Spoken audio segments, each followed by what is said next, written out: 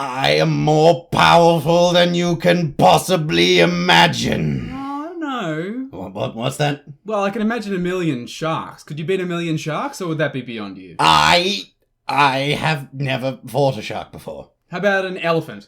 No. A bloodhound? I have fought Cerberus himself. Okay, now we're getting somewhere. Cerberus is roughly as difficult to fight as 10 sharks, I reckon. So you're about as powerful as 12 sharks? I am far beyond such petty things. Let's say 100 sharks and call it a day? This is ridiculous. I am not confined to such petty bonds. I can defeat anything you dare to muster. I could grow 100 hands and impale you with a sword in each one. Is that right? Because I have 1,000,000 sharks! Go! Bitey, fighty, toothy, grinner, swimmer, flinger, boomer, zoomer, tuna, luna, schooner, gooner! Ah, no. Boom, bloom, room, doom, blade, flayed! No, this is simply too much. Spray, day, night, light, bright, right, sprite! I am doomed. Did you say Sprite?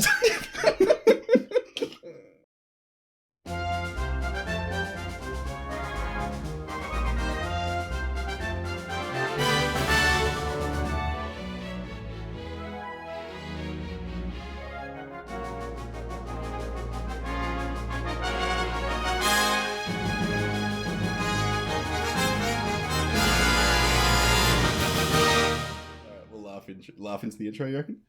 Oh, whatever. Yeah. Just do it. We'll talk. How about that? Fucking brilliant plan for an audio podcast.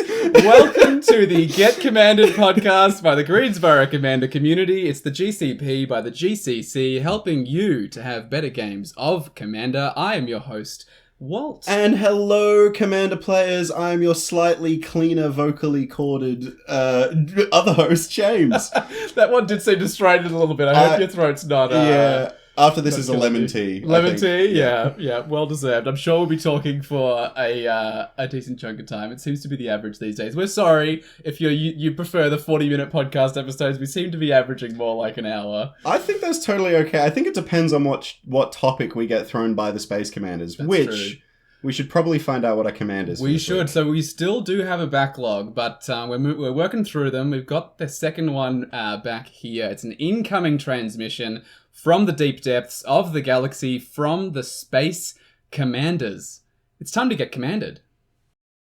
It is likely that you are mistaken about cEDH. Knowing what it is will help you to find it or avoid it.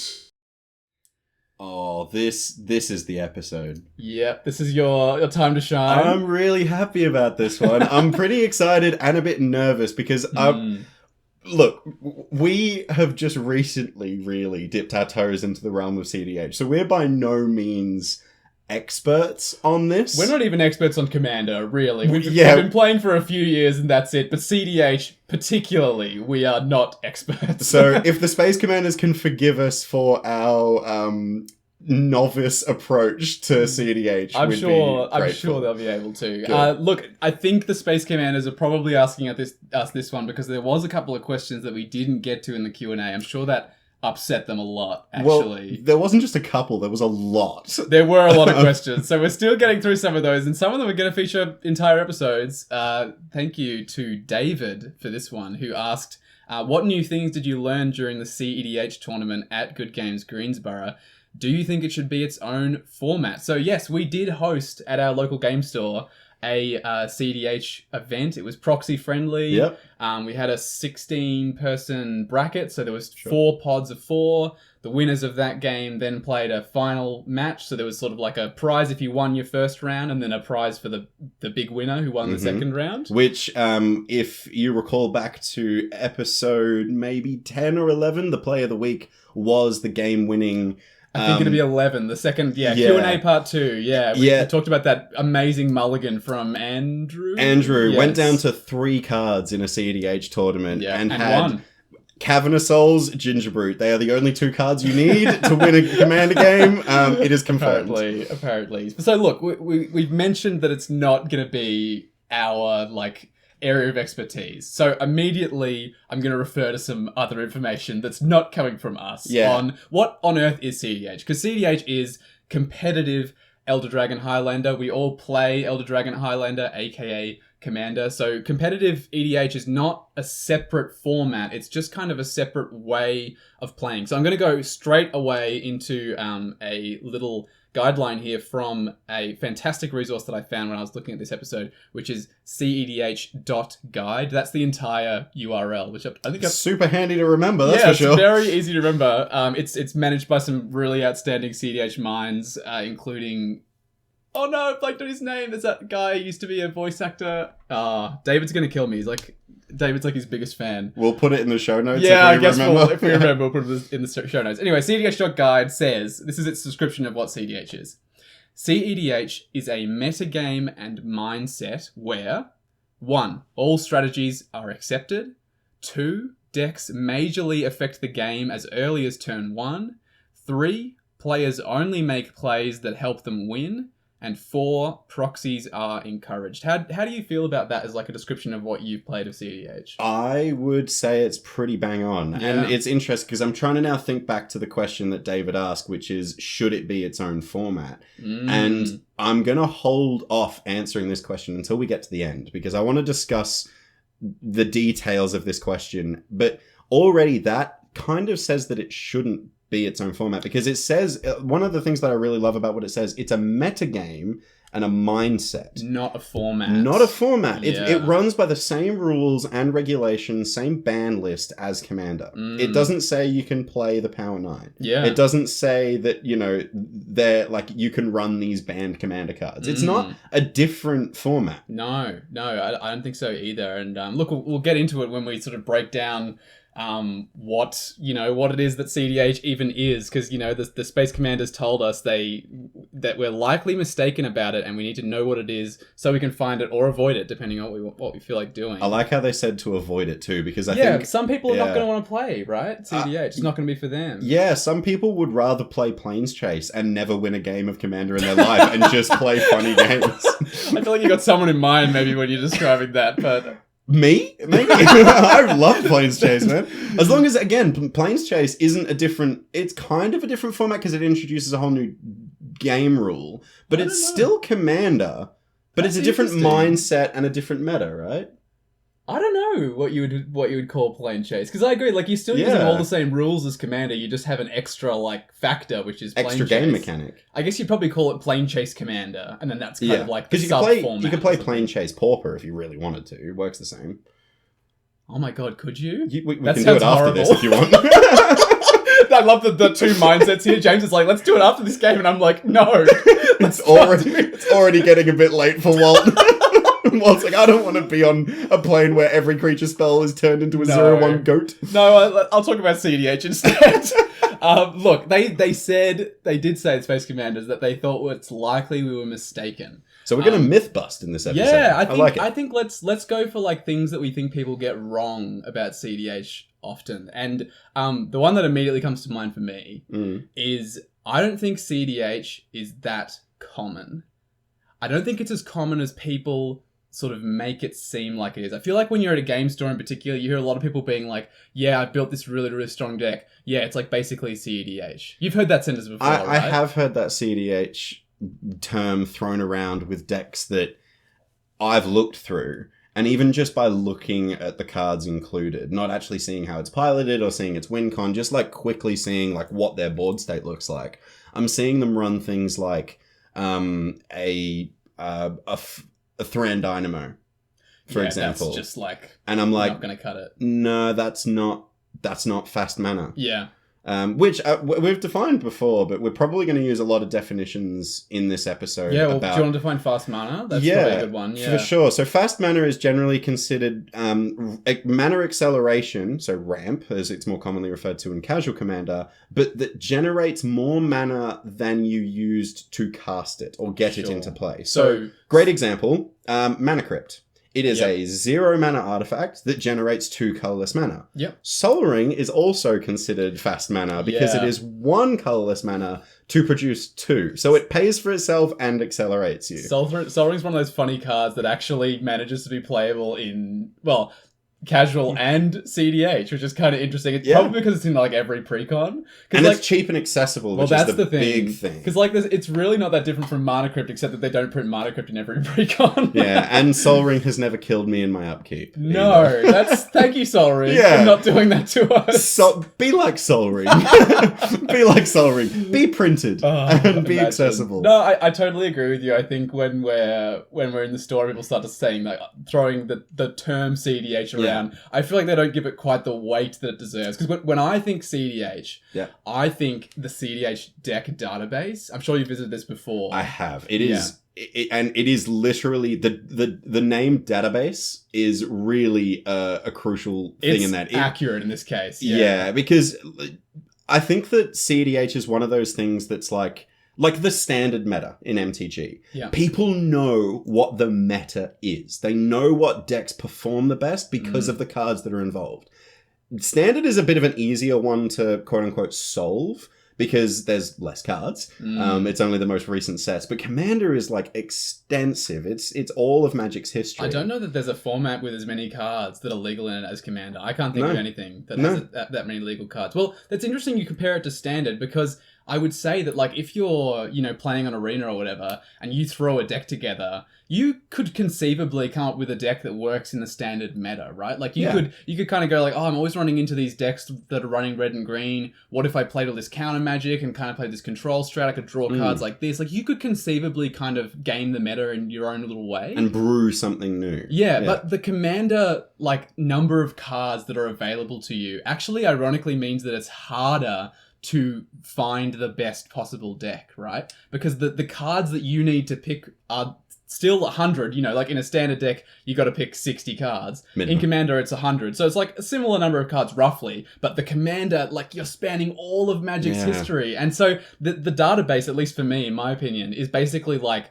the collective solving of each Commander for cEDH specifically. Yeah, it's actually so complex that there are people that have written theses? Thesi? What's the plural of thesis? Octopi. There are many papers with words on them at a university level that actually explain Magic and Magic's interactions and like how... It's a complicated game. It is ridiculously complicated, and that's why this database uses hundreds, thousands of data points of cEDH games, different interactions, all this kind of stuff, because it is such an expansive format. It, like you said, the most expensive. I can't think of another one. Yeah, no, I can't either. I think we should probably briefly describe like what you can expect from the database, because we're sort of like singing its praises. But so basically, like if you visit this website, I think it's like cEDH-database, just like Google cEDH database. We'll put it in the link. Yeah, we'll put a link there. It's the first one to pop up on Google as well. But basically, you will get a list of, for one, it immediately shows you like every cEDH viable commander. Basically, it'll just list them by color. And then when you click on each of those commanders, it will show you 2 to 3 decks, like examples of it, that typically have at least one or so primers. So descriptions of how the deck wins and how it operates. And if you've never read a primer for a deck before, it is usually the most detailed Rule Zero conversation you can give a deck. Yeah. It explains how the combo works, how the win con usually gets off, what turn to do things on. It's very detailed. Imagine if you like handed someone a deck, like you're lending someone one of your commander decks, and rather than just be like, this is vaguely how it plays, you explained the role of every card in that deck. That's like vaguely the level of detail you're talking about when you talk about the cEDH database. It's like extensive. Yeah, and you think, but then it's not going to be that detailed because they're going to be running however many basic lands. My cEDH deck has 5 basic lands in it. So like... it's so crazy to even get your head around. Yeah. It's a 2-color deck. It's not even like a 5-color wombo combo deck. It's like it's Niv Mizzet Perun Curiosity Control combo. And notice how I said Niv Mizzet Curiosity Control combo, because that is one of the ways to solve Niv Mizzet Perun as a cEDH commander. That's probably one of the most common. Definitely the most common. Yeah, for sure. Yeah. But like the second you say that to a cEDH player, they know what cards you should be running. Which is actually a lot like a format like Standard, right? You get people who say things like, oh, it's Jund Food. You know, like you're talking about Grixis colors. midrange. Yeah, Grixis midrange. These are like descriptions of the kind of cards you can expect in the deck. And cEDH is so solved that you get decks that are called things like There's cards like Timna Farm. Timna Farm is a Yep, common one. Yeah, common like one. that's a really good example. There's like blah blah food chain, because that's just how you win, is with food chain the card. I think one of the ones that I really like is Turbo Roger Tevish. Which is because they call Roguerack Roger. Yeah, I really like that one. That's a really, really fast and aggressive. That's like an ad nauseum kind of thing. Yeah. Well, it's like we're already doing it. Like Yeah. right now, we're already using the lingo because we're talking about some of the people with the most knowledge of Commander as a format are the ones who are making these decks. So yeah, I will immediately say like that when we say cEDH is not that common, we mean like if you throw your absolute best cards together and your absolute best deck building skill together, you probably are not even close to a cEDH database deck. I'm not trying to be mean or anything like that. Like, we're talking about the best cards in Commander's history. And it's difficult to scratch the surface. And I am actually kind of guilty of saying that I have a cEDH deck when my Niv Mizzet Perun deck plays cEDH and it can compete there, but it isn't the absolute tuned cEDH deck that it could be. Yours isn't like straight from the database. No, it's not. I have a lot of... Well, as we've spoken about before, Niv has evolved from a really janky build to... You played it against my first Commander deck ever. So like that was the power level it was sitting at. at once upon a time, yeah, it was just a baby, and then slowly but surely it's built up. But now that I know that I'm only playing cEDH with it, I know what cards shouldn't be in it. Like, there are some certain things in there at the moment that I'm like, okay, I need to really think about this. Like, one of my cards at the moment that I'm really considering cutting is actually, and you're going to be shocked at this, is actually Underworld Breach. Wow. For those that don't know Underworld Breach, 1 and a red for an enchantment that gives every card in your graveyard escape, and the escape cost is equal to its mana cost, plus exiling 3 cards from your bin. Yep. Now, and at the end step, you have to sacrifice it. Correct. Now, Underworld Breach is a combo card with a card called Brain Freeze, which is 1 blue mana, you mill 3, and Storm. Target player mills Target player mills 3 Storm. So basically you can mill everybody out and mill yourself out. You mill yourself first, and then I think you use like Lion's Eye Diamond, so you discard your hand to keep generating the mana. To keep on doing it. And funnily enough, you generate infinite mana with that combo as well. Because you generate 3 more than you need. But I think you can't infinitely escape the Lion's Eye Diamond though, because you need 3 cards in your bin every time. So I don't think it's infinite mana, but it's a lot. It's a complicated combo, but the thing is, I don't run Brain Freeze. Right. So it's in there as a bit of a value card for me at the moment. But this is the thing, cEDH doesn't really do value. It does win con, and like each card has a very specific reason for being in there. Yeah, exactly. So that's why when we said, you read a primer and each card is explained, that's what we mean. Each card is explained. Yeah, and look, I think the thing that a lot of us will start to do is we start to recognize the cards that we see a lot in cEDH, especially if you start watching gameplay videos, and it's very easy to fall into this trap of going, oh, if I see that card, I'm playing against a cEDH deck, and it's unfortunately just not the case. Sometimes people play Thassa's Oracle in their janky mill decks, and that's just like a win con that they like to play. Because sometimes you can mill yourself close enough and just get there. Yeah, some people might play like Mox Diamond, the one that makes you discard a land card, because they're playing a Lord of Windgrace Commander deck. Oh, that's amazing. They want to reanimate that land back. Like that's the value they're going for. So like the thing you got to keep in mind is the cEDH database is literally like the decks that when you load them up, it's going to be like 98 cards and then like 4 cards you can swap into that last 2 spots. Like you're not talking about brewing a deck. You're talking like, this is the deck. You can tweak it if you like. Yeah, and that's the point that I've gotten to with Niv as well, I think. I think I've now seen that I've gotten too many tweaks, and I'm now deciding which tweaks I want to take out to put the real cards in. Yeah, if that makes sense. Because you don't proxy any cards in your cEDH That's deck. something I'm really proud of, actually. It's totally fair enough. And like, I think it's really sick that you've managed to like trade your way into all of these cards and like buy them from people. I've got a foil Chrome Mox in there now. Yeah. I've just got Force of Negation. Yeah. Do you have every free counterspell that you need now? Every free counterspell, yes. Cool. Yeah. That's sick. That's so cool. That like, I know for instance you don't have Mox Diamond, which would just be like an order including the or LED, either Lion's Eye Diamonds. Oh, and then you could probably keep the Brain Freeze Underworld, which is what I think I'm gonna lean to more towards because I've like an alternate win con for the deck. Yeah, I mean there are definitely more alternate win cons in that deck now. I actually got the Glinthorn Buccaneer. Yeah, I was playing in that game. You were in that game, yeah. I was because that was one of those games where I was like, I am locked out of this game, but I have an alternate win con. Yes.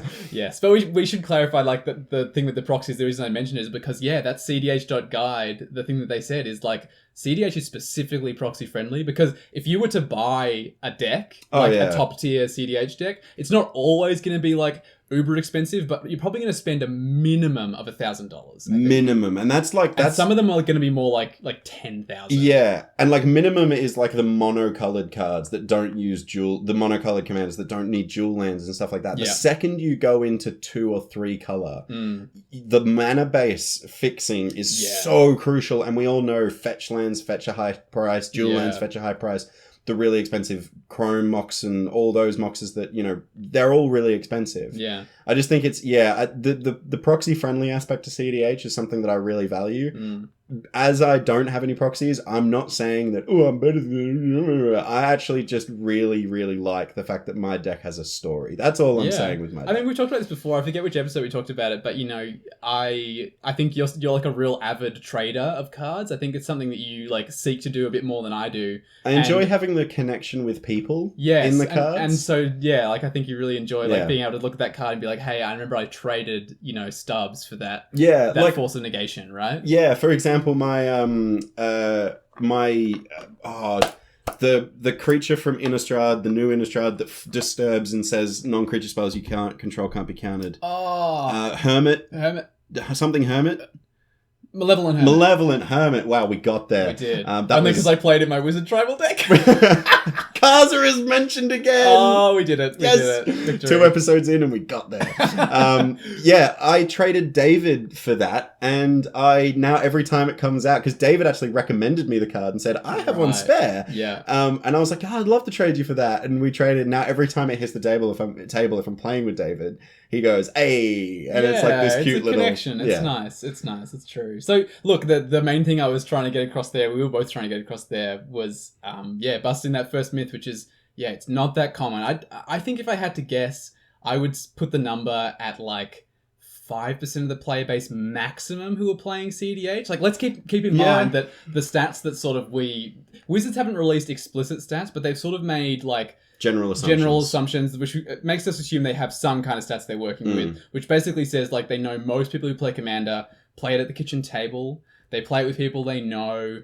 They play consistently with the same people. Like, this is kind of the way it's known. And so when you think about those kinds of people, some of them are playing cEDH. A lot of them are probably playing with precons and that kind of thing. Yeah, I mean, just look at how much effort Wizards has gone into making the Commander format more prevalent. In printing, you know, more precon decks, which is fantastic. I'm a big fan of that. But also more Commander-specific sets. We've had Commander Legends twice now. We're probably going to get a third. Modern Horizons is also now really another Commander set. Yeah. So is Double Masters. Yeah. All the Masters sets are now like more Commander sets. So like we're really getting support from Wizards here for Commander. However, in those sets that have been printed, there are only a couple, and I'm talking a couple of cards that are considered cEDH cards. Yeah. Ragavan, probably one of them. Yep. Really good. An offer you can't refuse is from New Capenna, the 1-mana counterspell. Counter-type non-creature spells, controller creates 2 treasure. That's considered cEDH viable. Yep.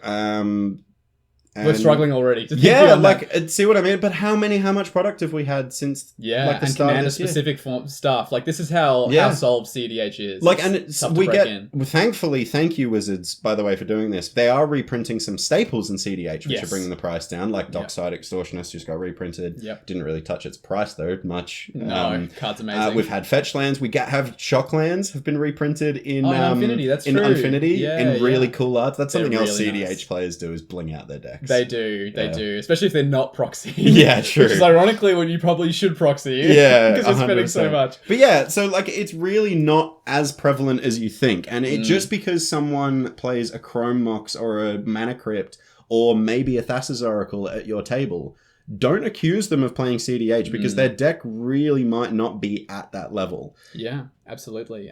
Well, we've got lots left to cover. We have 2 more cEDH misconceptions for you, but before that, we actually need to hear a little bit something about a new thrifty card. What do we say it's called? The Thrifty Interlude. Thrifty Interlude. Thrifty Interlude. It's nearly Halloween for us. For the time we're recording this, I just got Thrifty Interlude. Thrifty Interlude. That's gonna really show how far in advance we're recording our episodes. How quickly we can get this published. Yes, because I'm sure people will be like, "What the hell? It's like December right now." That's why I specified. Oh my word. All right. Do you want to read this card? I sure do. It's actually a really fun card that I love playing myself.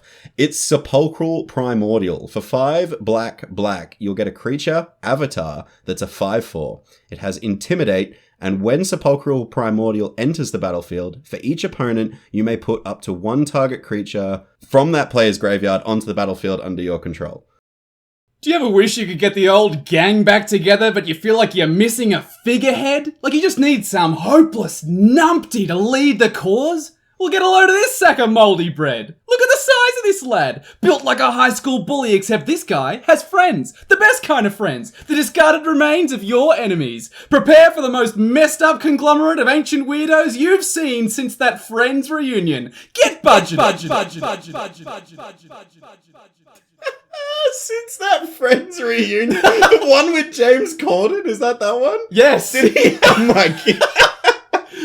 I mean, you're pretty accurate. Sepulchral Primordial does just congeal a bunch of the best things of every deck, which usually don't synergize together at all. He also does look like a sack of moldy bread. I'm going to go out on a limb on that. I think so. I'm going to look up the card. I'm being a weirdo. Yeah. I'm a weirdo.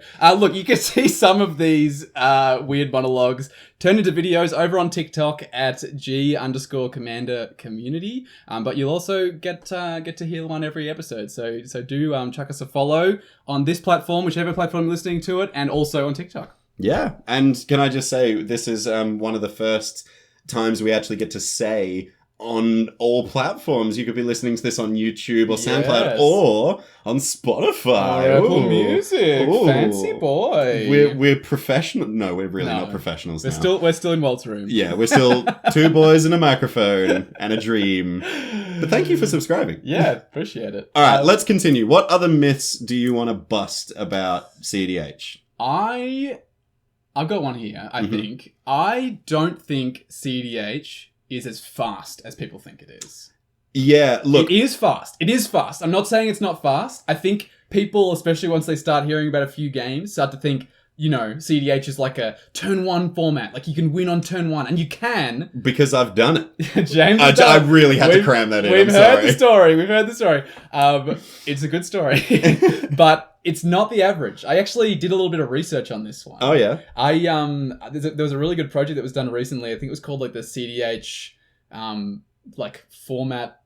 Oh, I don't know. They did some sort of big interrogation of the stats. They got people to submit their games. Insert kind of big acronym here. Yeah, something like that. You can probably find it somewhere online. We'll put it in the show notes as well. But it's a really cool table here.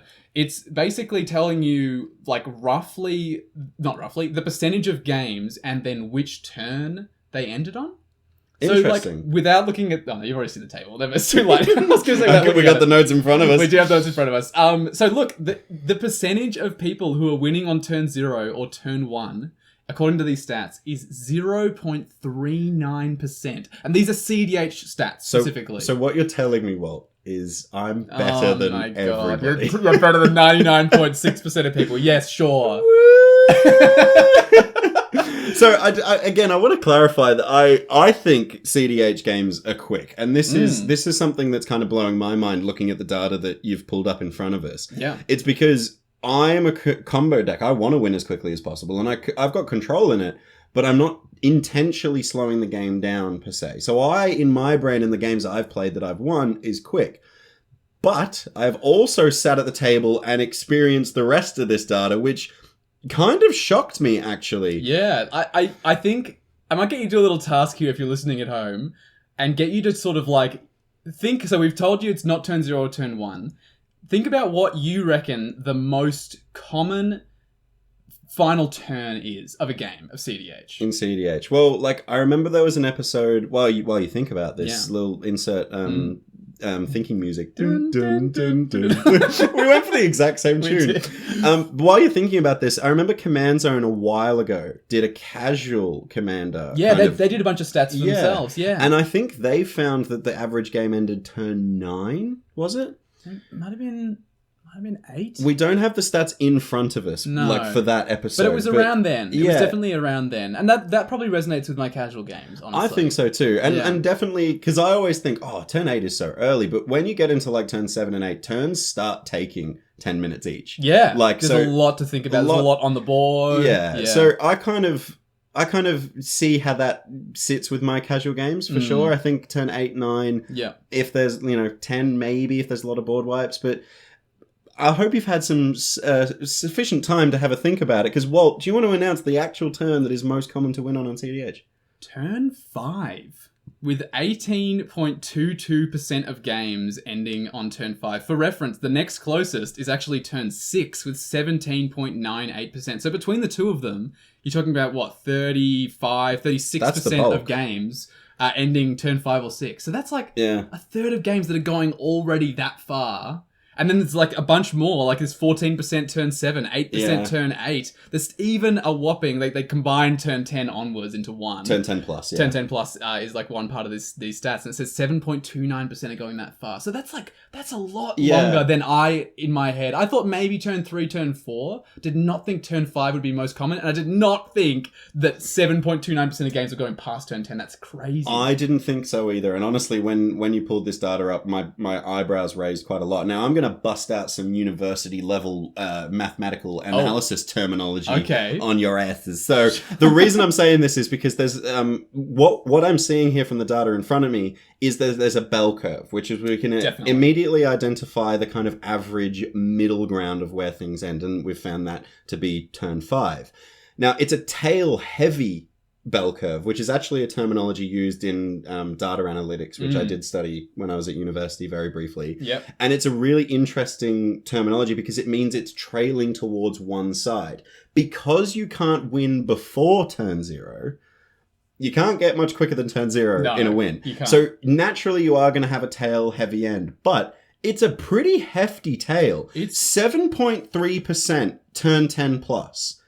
That's a lot. It's hefty, especially when we're looking at the other end of that bell curve, which is this 0.39%. For reference, turn 2 is 4.34%. So still tiny. Yeah, we're still talking more games going turn 10 plus than turn 2 wins. Like, combined with turn 0-1 wins. Exactly. That's kind of nuts. And just for reference, the research that was done here had a sample size of nearly 1,300 games. Yeah. So this is it's like a significant. Substantial data set. Yeah. Substantial data set. And they talked about like they obviously all good data has a bit of like a caveat of like, maybe, these are some drawbacks that we have. And there was like a few ones of like, they found that generally speaking, the person who uploaded the game was slightly more likely to win. So probably there was a small... They were only submitting the ones that they won? There's probably a small number of people who were only submitting games that they were winning. But it could also be like a variety of other things. So look, we've talked about the stats and they are really interesting stats, but let's try and think about why these games are going longer than we think they are.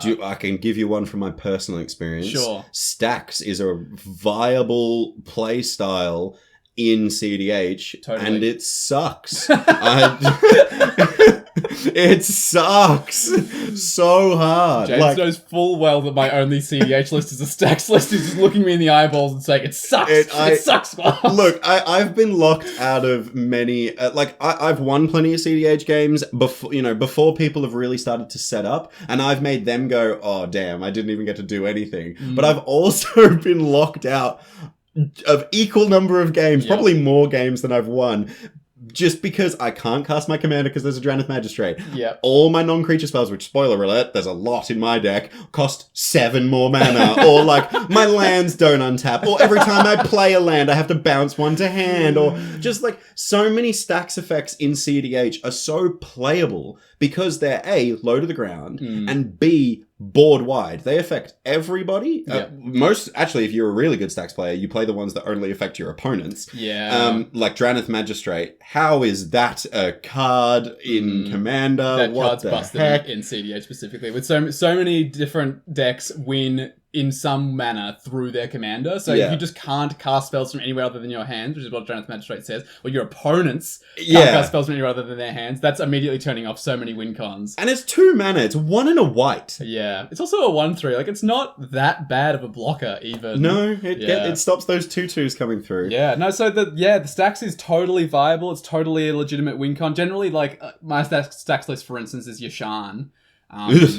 Which is a 2 green white is an elemental boar. His nickname's the Hate Boar. Okay, that's cool. Because hate bears is like the usual thing. Yeah. The Hate Boar. Yeah, love it. He's like a 4 mana 4/4. When he ETBs, you get a basic forest, basic plains to your hand. So it's also quite basic heavy of a deck, which is interesting. But the most can't run back to basics though, because you ain't in blue. No, I can't. That's true.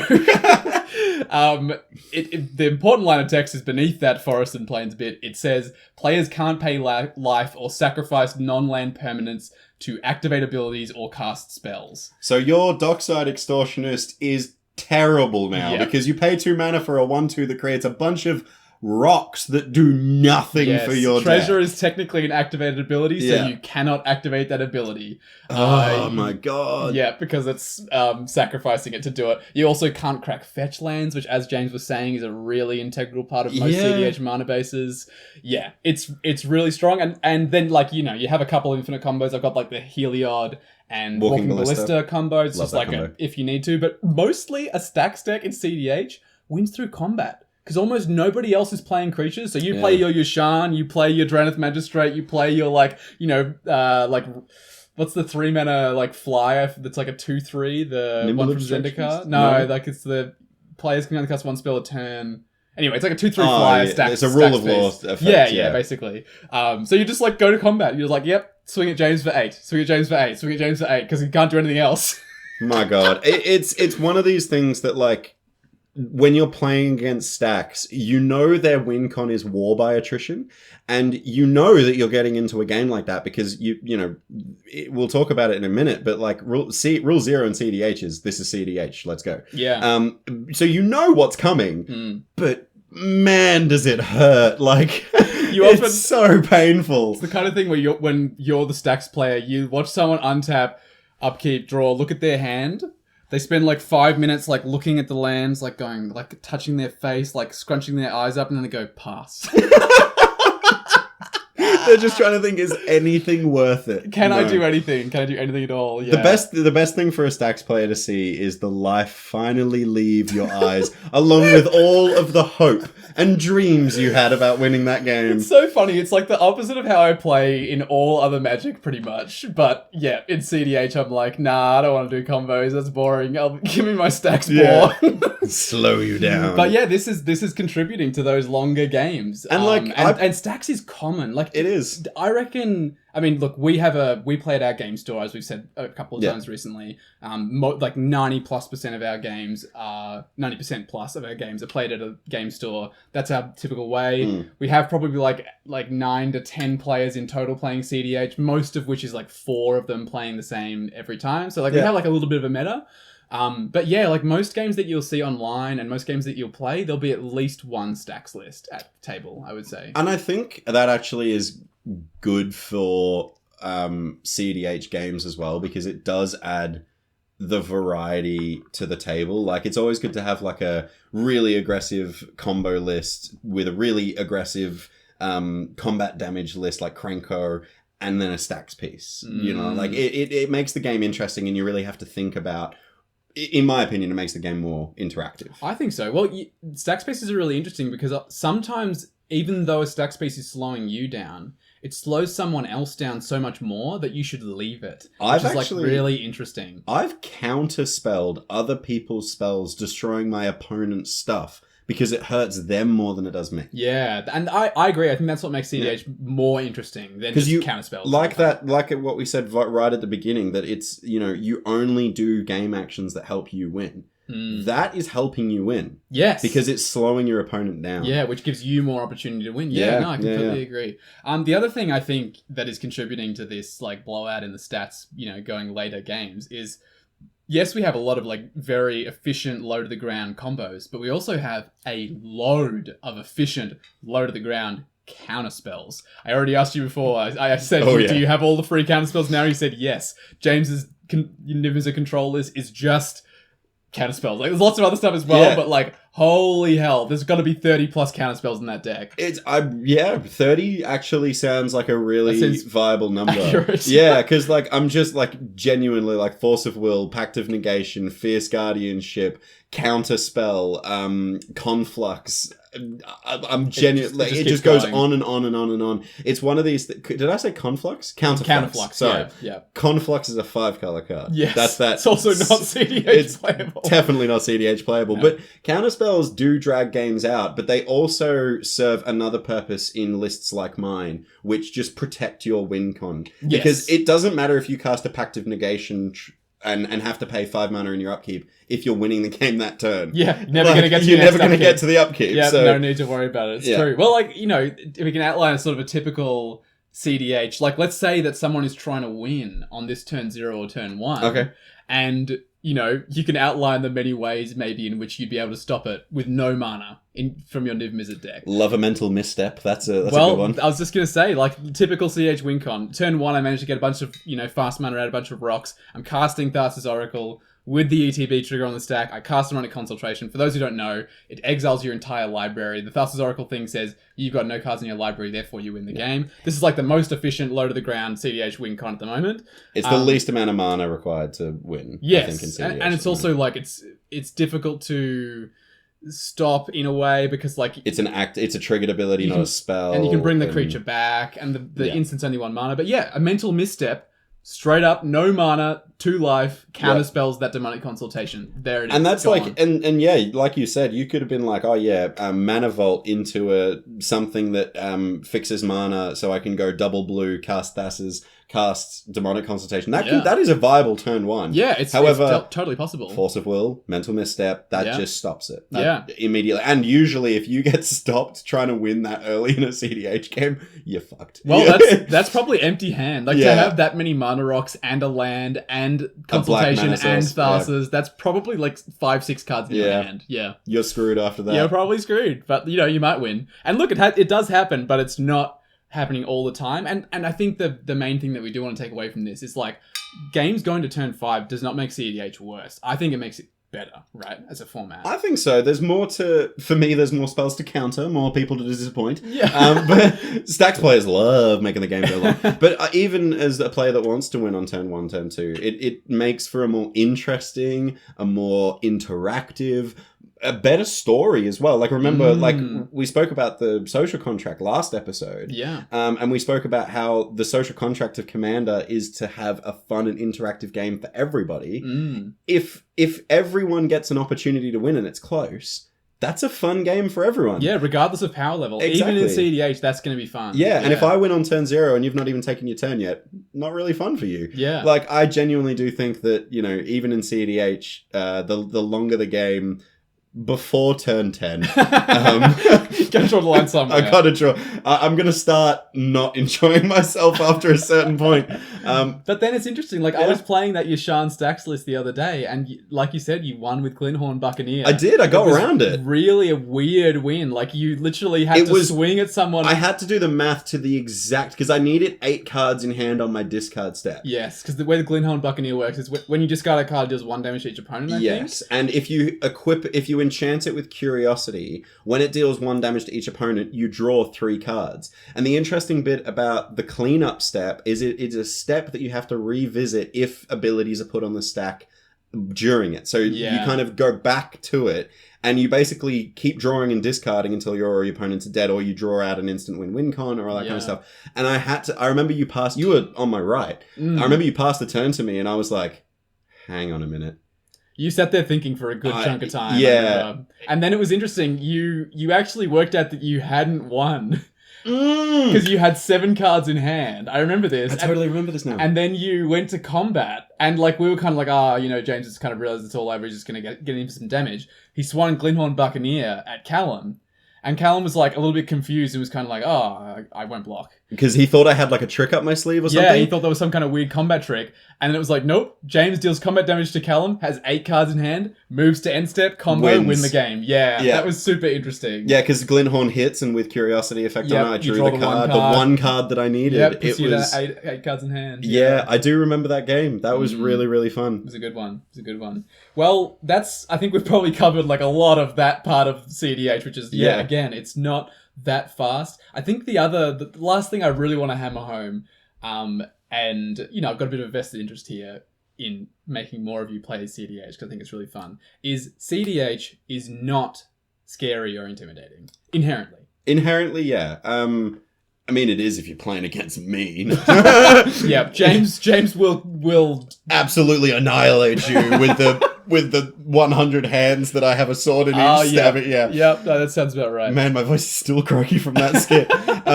No, I totally agree with you. I said to you a while ago, I can't remember what situation we were in. I actually said something along the lines of, I'm having more casual interactions with people, like more jovial, more soft interactions with people at commander tables that are playing cEDH, because the rule 0 is everyone knows what they're getting into. Yeah. And you know exactly, like, all strategies are accepted. You're trying to win. Like, you're only going to do things that try and win.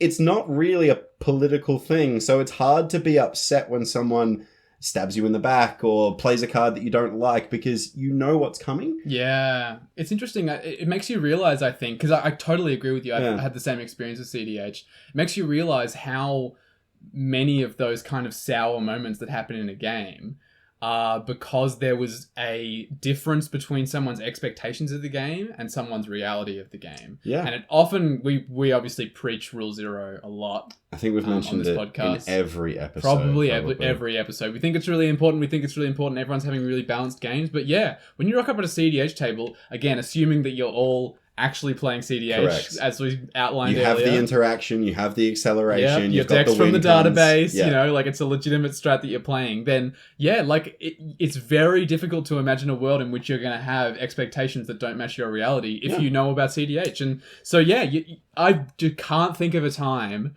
when someone's been like, oh, I wish you didn't play that card or something. The only ones that you get, and even then it's more, I feel like it's more people interrogating the format itself, is people being like, oh, I thought it was interesting when you counterspelled there, because actually that stacks piece was helping you. Yeah. So I thought maybe you'd counterspell the next spell. Like, it's more like all of us, again, trying to solve the format. Yeah, and I actually think generally we did an episode on Rule Infinity, if you remember, where we talked about the conversation you have after a game of Commander and leading into new games, and you know, it's the conversation that's always happening with Commander, not just the Rule 0 beforehand.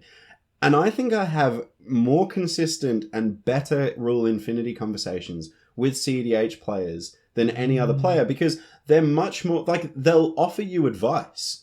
And they'll say things like that, like, oh, it was interesting when you counterspelled that. Or they'll say, hey, have you considered this card in your deck? Or I'd take that card out if I was you. Or just something along those lines, because the format is meant to be as top tier as you can get that commander to be. That's what you want it at. Yeah. And it's better for all of the players at the table if your commander is that. Yeah. And also, like, if you are that. So, like, true. The it's players, a mindset, too. Yeah, and it's skill. Yeah. So, like, if all cEDH players, I'm going to go out on a limb here and say, all cEDH players, if they're taking the format seriously, want the best possible players to play against as possible in their pods. Yeah. Because they want to really test the limits of their cards, the limits of their Magic game knowledge, the limits of their, like, problem solving. And so, yeah, after a game, a really good cEDH player is probably going to be like, hey, you played really well. I really think you could have done something more like this and this and this, and that would have, like, made it more likely for you to win. Because they actually want you to be a really competitive player for them to go up against. cEDH players love the whole, like, when they're in the tank and they have to really think about how they're going to get out of this sticky situation before someone wins. They want that experience. And something that I've found is, like,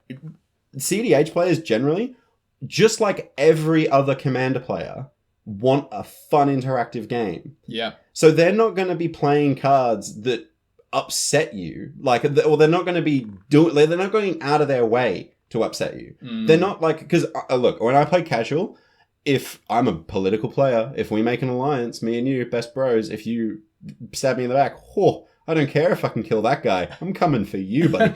Like, I'm that type of player in casual, but in cEDH, I'm like, I'm playing a win here. Yeah. Whereas, like, in casual, you can get those situations where you're doing the spite plays, or the, you killed my thing, so in response, swords. You know, swords your commander, or just out of response. Well, it's interesting, though, because I totally agree that you get a lot less of that politics stuff in cEDH, but it does still appear. I was watching a game just the other day where it's not so much politics in like you alluded to an alliance there between two players. You don't really see that in cEDH. And golden tickets are a thing. If you've never heard of a golden ticket before, it's usually when like you make a deal with someone and they get the opportunity to make a decision for you in the game. Yes. Which is a golden ticket. That never happens. No, it never happens in cEDH. Yeah. But like I was watching a game where someone was I think they were trying to cast silence. And they kind of, like, everyone knows if you're casting silence on your turn, silence basically locks your opponents out from casting spells this turn. If someone is on their turn casting silence, you know they're probably going to try and win that turn, right? Yeah. That's like, it's a very key indicator. If that resolves and you can't cast spells, means you can't counterspell. Yes, exactly. And so, like, the table kind of spoke to each other and were like, okay, I don't think we have an answer for this. Can we find one? And they were sort of looking at each other's boards and they were like, oh, actually, I have a mystical tutor in hand, and you have the ability to make me draw a card over there. I'll tutor a way to stop this. I'll tutor a way to stop this if you let me draw a card. That's nuts. Yeah, and so, like, you know, that alliance lasted only for that decision, but that meant that they continued to play the game. And again, like we said earlier in the cEDH.guide, players only make decisions that help them win the game. And in that situation, me allowing you to draw a card to stop someone else winning helps me win. Yeah, it's more likely that I'm going to win. Like, I have a 0% chance of winning if, you know, this guy wins, but I have maybe a 30% chance of winning if he doesn't. Yeah. So, you know. Yeah, or at the very least, a 25% chance because exactly right. I'm really interested in that whole, like, politics bit of, like, how alliances don't work. Would you say, as a general rule in cEDH, any kind of politics is usually an action that lasts for an action? It's not like an ongoing thing. There's not like a rule. It's not like one of those things. We do this all the time. Is like, I'll do this for you if you don't attack me for 3 turns. Yeah, you never see that. You never see that. I think a really good way to think about cEDH politics, if you're a new player trying cEDH, I think if you're going to try and implement some politics, try and think it's going to be this one thing, and it has to be all tied up in a bow and done now. Yeah, it's like a 1-for-1 trade. Yes. Like, I'll give you this if you give me this. Like, that's the end of the trade. It's not like I'll give you this and later you can give me. No, definitely not. No. But I will say, like, you know, just because there's not going to be much politics in your game of cEDH, if you're new and you want to give it a go, and we both highly recommend that you give it a go. Do it. And one of the coolest things about cEDH players generally, when they've got a lot of proxy decks floating around, they don't really care about lending those out because they're usually proxies. They're fine. Even I will sit with you and watch you play my cEDH Niv Mizzet deck. Only a couple of people so far have ever piloted it. Yeah. But I would be happy to introduce you to this metagame in Commander. Totally. And this is sort of what I'm alluding to is, like, just because you're playing a competitive format does not mean that people are going to be, like, cutthroat and, like, judging you and, like, you know, intimidating you or anything. Like we said, it's not scary or intimidating. It's fun. It's still regular Commander. You're still playing with regular Commander players. And if you want an example, I actually watched a fantastic video recently. Tolarian Community College, who we love, obviously. Yeah. The professor, he's fantastic. We're best friends with him now that we're on an official podcasting distribution network. We can dream. He has this fantastic series called Shuffle Up and Play. I don't know if you've seen any of these. They're basically like a super casual... They play heaps of different formats. Yeah, though, right? they play like basically every format at this so point. Cool. And just the other day, they had a game... Prof actually didn't play in it. They had a cEDH game that was on there. It had Jim from the Spike Feeders was in the game. They had Haya from Playing with Power. Yeah, sick channel, by the way. Highly recommend Playing with Power is really, really good. Yeah, for this topic. They had someone from Play to Win, which is another really big great cEDH channel, yeah. I forget who the other player was, but she's like a well-known like professional Magic player. And she was in also like in Pro the Tour game. kind of level. Yeah, I think so. Okay. Yeah, I'm not really super familiar with her, but she was like, in the game, very, very strong. And yeah, like, it's a super interactive, super competitive game, but they're just like laughing and having a really good time. And just, it reminded me a lot of the games of cEDH that we play together, that we play at our store, where it's, it's just Commander, but you don't have a rule zero and you're all trying to play to win. That's basically it. Yeah, and something I'll stress again is like, I know it, hearing the word competitive sometimes scares people, but you're actually not in a competition. When have you played cEDH, other than our own cEDH tournament that we ran where there were prizes on the line? When are you playing cEDH for anything other than fun? You know what I mean? Like, competitive Elder Dragon Highlander is just Commander that's a very specific mind state and a very specific way of winning. But you're not competing for anything, so you're not going to go up against the spike that gets tilted in a tournament or anything like. You're not paying $50 to play in this, so you need to win to recoup that money you spent on this event. You're not going to encounter that mindset. It's true. Well, funnily enough, my understanding is the reason that there's not Wizards sanctioned competitive events like GPs and stuff that are playing cEDH is then proxies would not be allowed. Yeah. So you're talking about cutting out 80% of the cEDH player base and just being like, well, can't play in that. You know what I would love to see though? I would love to see an MTG personalities cEDH tournament. Like, I'd love to see Josh, Jimmy, Prof, the Playing with Power guys. Yeah. I'd love to see Post Malone maybe play. Posty would smash this. But like all of them, the people that could afford it and actually do a real legitimate cEDH tournament, go on like a big stage. That would be cool, actually. Yeah. All right, Wizards of the Coast team. If you heard that idea, James Alvarez, Melbourne, Australia, just fly me out. I'll comment. Get in touch. Email in. Yeah, for sure. Well, look, we've covered some of the misconceptions that we often encounter with cEDH, but again, we are not authorities. We've played a bunch together, we've played a bunch with some other people, and the main thing that we hope you're taking away from this episode is it's really fun. Go proxy up a deck, go borrow a deck, and go play some cEDH. Do it. And even if you only play 5 games, like the Space Commander said, right?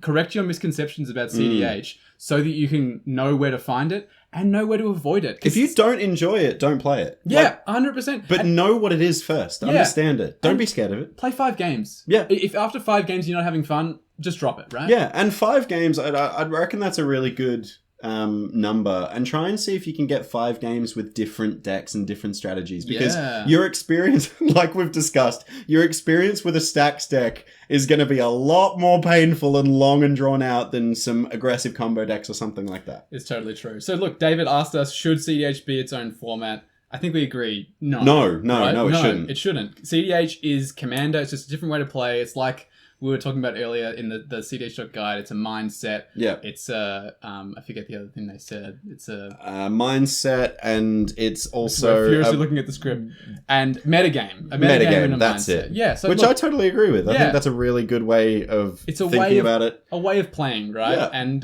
look, sometimes it's fun to wear different Commander mindsets, like little hats. Yeah, 100%. All right, well, Space Commanders, command received. Told you we'd be doing it every episode. I can't wait till we get on camera for these episodes, because I am genuinely saluting the Space Commander. He's saluting the Space Commanders. James is definitely higher up in their rankings, I think. I click my heels when they come down from space. All right, well, look, we've been with the Space Commanders for a bit, but listeners, we want to know what you think about cEDH. Do you feel commanded now? Have you played cEDH before? And most importantly, are you gonna give it a go? Don't be scared. Yeah. It's not what you think. Go play some, comment on the video and let us know how you went. Let us know what you played, whether you won, whether you lost, what you learned, all that kind of stuff. Well, it is our new tradition now. Correct. To planeswalk. We've been with the Space Commanders for a while. Let's light our spark and go somewhere else. Out of space, we're back to Earth. I have just started a improv class. Oh, very nice. I've done 3 sessions. It's with a guy who used to do shows with my dad. Family friend. My dad used to do improv. Well, he worked with this company and he used to do a bunch of theatre stuff back in the day. Cool. So I had the kind of funny thing of rocking up and the guy was like, "Are you Greg's son?" And I was like, "Yeah." And he went, "Oh, good." And he gave me a hug. You're going to be the star pupil. Yeah, maybe. I don't know. A couple of times he's asked me, we were doing Buto, which is a Japanese style of performance. And he was like, "Oh, well, you might know Buto." And I was like, "No." And I was kind of like trying to think why he thought that. And I was like, "Oh, Dad knows Buto." I'm really curious. I have that. What is Buto? It sounds like Bushido, but I know we're planeswalking now. So. Well, we actually did something in our last session. He sort of like described it, the teacher, as kind of Japan's response to ballet. So like ballet is very like sort of very light. It's very like jumping and like acrobatic in the air. Yep. And Buto is sort of like it's very beautiful and very detailed, but it's very grounded. So it's like this really fine, detailed sort of dancey theater style. Interesting. So like the exercise we did that was Buto that he was teaching us, or it's quite a version of Buto that he was aware of, was we were like standing at the back of the room and we were crouched down a little bit, and we had to imagine that we were standing on railroad tracks. So we had our feet really close together. Right. We're standing on railroad tracks, but they're razors. So you can feel them cutting into your feet. So you know that like each foot has its own balance. No, like you're on razor blades. Oh. Like your feet are being cut, but you have to walk on these railroads. Simultaneously, in your mouth you can feel the wind blowing through the cypress trees. Right. And in your stomach there's a fish. And so you have to embody that feeling. And you're a tree. So you have to hold the position of a tree. Like you imagine your hands as branches. And then you have to walk very slowly towards the front of the stage. And the prompt that you have is the fish in your stomach is starting to swim out and it's pulling you by your stomach. So you have to lead with your belly button kind of thing. But it's like small. Like all of this is happening, but you can't move. So you have to walk very, very, very slowly by sliding your feet on the floor while holding these positions. And you have to be as vividly as you possibly can, imagining your feet are on razor blades. There's a fish in your stomach that's leading you out of your stomach. There's wind in your cypress trees. Oh, and in your head there's falling leaves. For those not in the room, I'm like wiggling my head trying to embody that. Anyway, that's really interesting. That's Buto. Look, the main thing I wanted to share about the class though is because it's being run by a guy who's about my dad's age. Everyone in this class, bar maybe like one person, has to be at least 20 years older than me. Most of them are probably like 60 to 70. What a great way to keep active. Well, yeah, and also it makes me realize how self-conscious people our age are. Because, like, I've done acting classes, I've done, like, acting stuff, and it's quite difficult to get, like, 20, 30-year-old performers to stop trying Drop that shame. Well, and stop trying to do everything like you're trying to be really cool or really, like, kind of hot. And, suave. It's quite difficult when you're that age to drop the ego and just try and embody the thing you're doing. These 70-year-olds don't give a fuck. 60 to 70-year-old people are just like, nope. I'll do it. Yeah. I'll do whatever. So, like, we start the class and he's like, okay, your primary mover is your shoulder. And everyone's just moving. Everyone's just, like, dancing in the space. And there's just, like, there's not a single moment of someone being, like, a bit awkward, like, looking around to see if everyone's watching. They're just, like, immediately straight into it. It's just, like, it's beautiful. I think older people are fantastic. And That's I fantastic. Spend more time with them. I'm glad I am for the next 9 weeks. It's look, good. Maybe I'll slip in to a class, maybe. Oh. See if I can... I'll have to ask if I'm allowed. see if you can get me on the invite list. The invite list? You're the star pupil, maybe. Interesting. I love that. That's so cute. Yeah. And I want to remind you that in our question and answer one, you actually said that acting was something that in your 5-year plan you wanted to... or the creative industry... theater, writing, performing, whatever it might be, is something you want to pursue. And I'm glad to hear that you're really putting into it. Yeah, no, it's been really fun. I'm looking forward to doing some more. And also, obviously, magic. But yeah. Good little planeswalk to improv, I think. I love that. What a good little planeswalk. All right. Well, thank you so much for listening to us rambling. We'll catch you in the next one. Yeah, I can't wait. Goodbye, Commander players. Bye.